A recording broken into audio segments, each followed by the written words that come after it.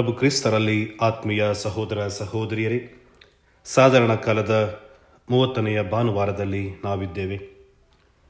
ಪ್ರಾರ್ಥನೆಯಲ್ಲಿ ಇರಬೇಕಾದ ಮನೋಭಾವವನ್ನು ಇಂದಿನ ವಾಚನಗಳು ನಮಗೆ ತಿಳಿಸುತ್ತವೆ. ಅಹಂಕಾರದಿಂದ, ಆತ್ಮಸ್ತುತಿ, ಪರ ನಿಂದನೆಯಿಂದ ಕೂಡಿದ ಪ್ರಾರ್ಥನೆಯನ್ನು ದೇವರು ಮೆಚ್ಚುವುದಿಲ್ಲ. ಬದಲಾಗಿ ವಿನಯತೆ, ನಮ್ರತೆಯಿಂದ, ಪಶ್ಚಾತ್ತಾಪದಿಂದ ಕೂಡಿದ ಪ್ರಾರ್ಥನೆಯನ್ನು ದೇವರು ಮೆಚ್ಚುತ್ತಾರೆ, ಆಲಿಸುತ್ತಾರೆ ಎಂದು ಇಂದಿನ ವಾಚನಗಳು ನಮಗೆ ತಿಳಿಸುತ್ತೆ. ಹಾಗಾಗಿ ನಮ್ಮಲ್ಲಿರುವ ಅಹಂಭಾವವನ್ನು ಅಳಿಸಿ ವಿನಯತೆ, ನಮ್ರತೆ, ಪಶ್ಚಾತ್ತಾಪದ ಮನೋಭಾವ ನಮ್ಮಲ್ಲಿ ಮೂಡಲಿ ಎಂದು ಇದ್ಯಬಲಿ ಪೂಜೆಯಲ್ಲಿ ಭಕ್ತಿಯಿಂದ ಪ್ರಾರ್ಥಿಸೋಣ. ಪ್ರಿಯರೇ, ಇಂದಿನ ಮೊದಲನೆಯ ವಾಚನವನ್ನು ಸಿರಾಕನ ಗ್ರಂಥದಿಂದ ಆಲಿಸುತ್ತೇವೆ. ನಮ್ಮ ದೇವರು ಮುಖ ನೋಡಿ ಮಣೆ ಹಾಕುವವರಲ್ಲ, ಹೃದಯ ನೋಡಿ ಮಣೆ ಹಾಕುವವರು.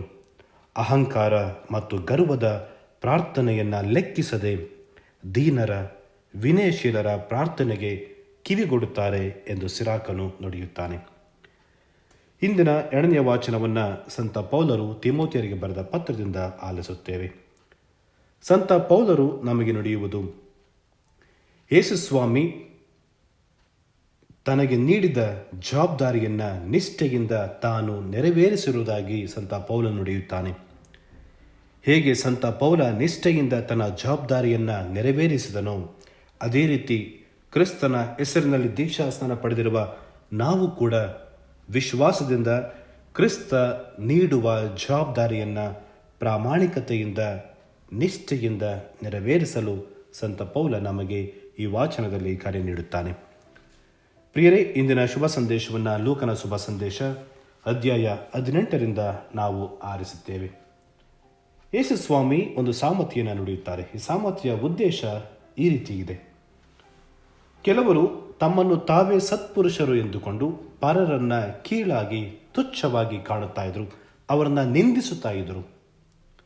ಹಾಗಾಗಿ ಯೇಸುಸ್ವಾಮಿ ನುಡಿಯುತ್ತಾರೆ, ನಿನ್ನನ್ನು ನೀನು ಮೇಲಕ್ಕೆ ಏರಿಸಿಕೊಂಡರೆ ದೇವರು ಕೆಳಗಿಳಿಸುತ್ತಾರೆ, ನಿನ್ನನ್ನು ನೀನು ತಗ್ಗಿಸಿಕೊಂಡರೆ ದೇವರು ಮೇಲಕ್ಕೆ ಏರಿಸುತ್ತಾರೆ ಎಂಬ ಸಂದೇಶವನ್ನು ನೀಡುವ ಸಲುವಾಗಿ ಮತ್ತು ನಮ್ಮ ಪ್ರಾರ್ಥನೆಯಲ್ಲಿ ಇರಬೇಕಾದ ಮನೋಭಾವವನ್ನು, ಪ್ರಾರ್ಥನೆ ಹೇಗಿರಬೇಕು, ನಾವು ದೇವಾಲಯಕ್ಕೆ ಹೋಗುವ ಉದ್ದೇಶ ಏನಾಗಿರಬೇಕು ಎಂಬುದನ್ನು ತಿಳಿಸುವ ಸಲುವಾಗಿ ಈ ಸಾಮರ್ಥ್ಯವನ್ನು ಕ್ರಿಸ್ತ ನುಡಿಯುತ್ತಾರೆ.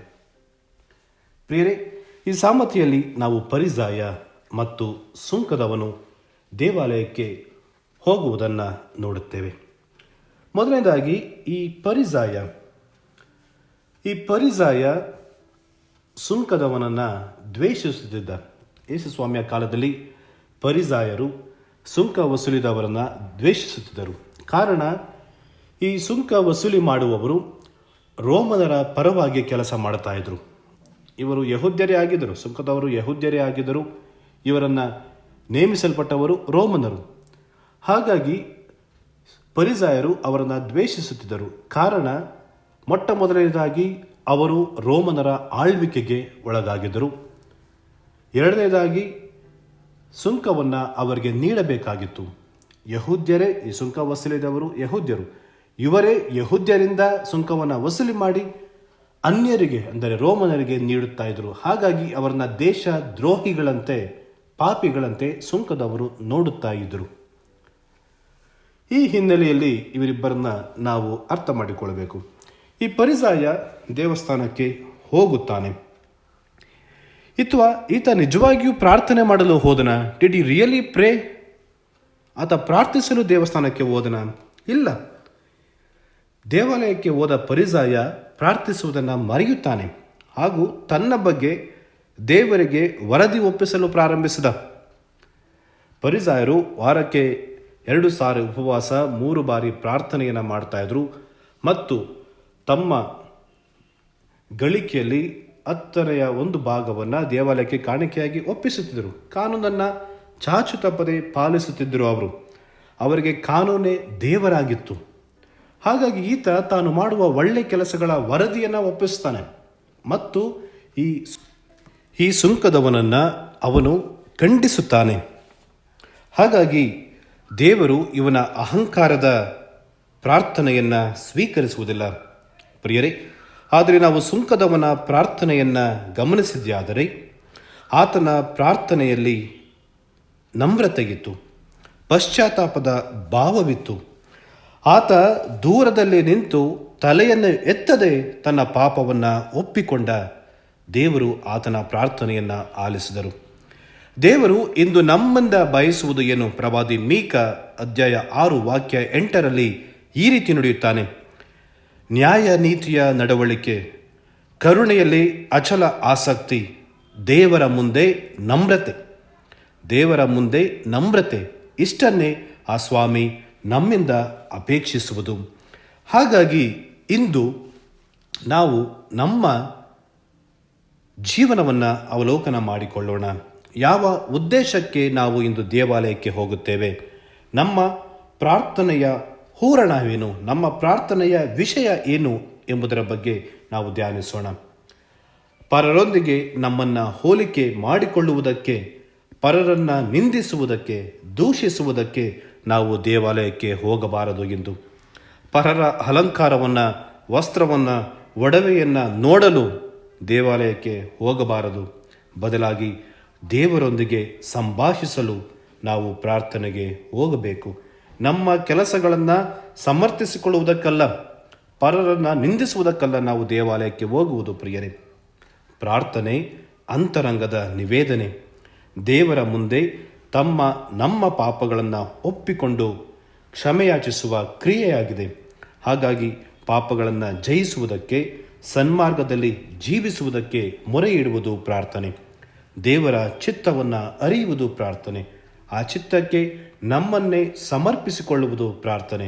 ದೇವರಿಗೆ ಶರಣಾಗುವುದು ಪ್ರಾರ್ಥನೆ. ದೇವರೊಂದಿಗೆ ಉತ್ತಮ ಬಾಂಧವ್ಯ ಹೊಂದುವುದು ಪ್ರಾರ್ಥನೆ.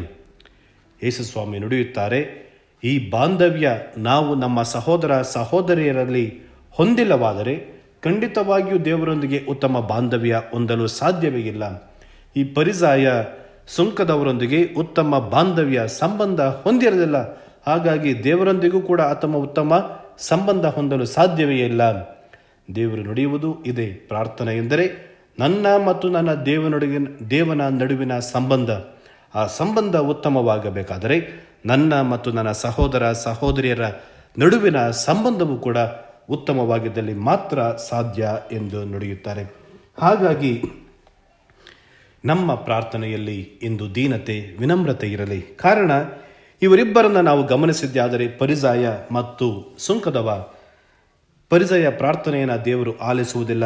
This Pharisee went with condemnation, but the tax collector went with blessing. ಸುಂಕದವನು ಪ್ರಾರ್ಥನೆಯ ನಂತರ ದೇವರ ಆಶೀರ್ವಾದದೊಂದಿಗೆ ಮನೆಗೆ ಹೋದ. ಪರಿಸಾಯ ದೇವರ ಖಂಡನೆಯಿಂದ ಮನೆಗೆ ಹೋಗ್ತಾನೆ. ಹಾಗಾಗಿ ಆದಷ್ಟು ಮಟ್ಟಿಗೆ ಪರ ನಿಂದನೆಯನ್ನು, ಅಹಂಕಾರವನ್ನು ನಾವು ಬಿಡಬೇಕಿದೆ ಪ್ರಿಯರೇ. ಸಂತ ಅಗಸ್ಟಿನರು ನುಡಿಯುತ್ತಾರೆ, ಅಹಂಕಾರದಿಂದ ದೇವತೆಗಳು ಪಿಶಾಚಿಗಳಾದರೆ ದೀನತೆ, ವಿನಯತೆಯಿಂದ ಮನುಷ್ಯರು ದೇವತೆಗಳಾದರು ಎಂದು. ಅಹಂಭಾವಿಗಳಿಗೆ ಇಂದು ಪ್ರಭು ಕ್ರಿಸ್ತ, ಮಾತೆ ಮರಿಯಮ್ಮ, ಸ್ನಾನಿಕ ಯೋವಾನರು ಮಾದರಿಯಾಗಬೇಕು. ಫಿಲಿಪಿಯರಿಗೆ ಬರೆದ ಪತ್ರ ಅಧ್ಯಾಯ 2ರಲ್ಲಿ ನಾವು ನೋಡುತ್ತೇವೆ, ದೈವ ಸ್ವರೂಪಿ ತಾನಾಗಿದ್ದರೂ ತನ್ನನ್ನು ತಾನೇ ಬರೆದು ಮಾಡಿಕೊಂಡರು ಪ್ರಭು ಕ್ರಿಸ್ತರು. ಲೂಕನ ಶುಭ ಸಂದೇಶ ಅಧ್ಯಾಯ 1ರಲ್ಲಿ ನಾವು ನೋಡುತ್ತೇವೆ, ದೈವಾನುಗ್ರಹ ಭರಿತಳೆ, ನಿನಗೆ ಶುಭವಾಗಲಿ, ಸರ್ವೇಶ್ವರ ನಿನ್ನೊಡನೆ ಇದ್ದಾರೆ ಎಂಬ ದೇವದೂತನ ಮಾತಿಗೆ ಮಾತೆ ಮರಿಯಮ್ಮ, ನಾನು ದೇವರ ದಾಸಿ ಎಂದು ತನ್ನನ್ನೇ ತಾನು ತಗ್ಗಿಸಿಕೊಂಡರು. ಯೇಸುಸ್ವಾಮಿ ಸ್ನಾನಿಕ ಯೌವನನ ಕುರಿತು ಮತ್ತಾಯನ ಶುಭ ಸಂದೇಶ ಅಧ್ಯಾಯ 11ರಲ್ಲಿ ಈ ರೀತಿ ನುಡಿಯುತ್ತಾರೆ, ಮಾನವನಾಗಿ ಜನಿಸಿದವರಲ್ಲಿ ಸ್ನಾನಿಕ ಯೌವನನಿಗಿಂತ ಶ್ರೇಷ್ಠರು ಯಾರೂ ಇಲ್ಲ ಎಂದು.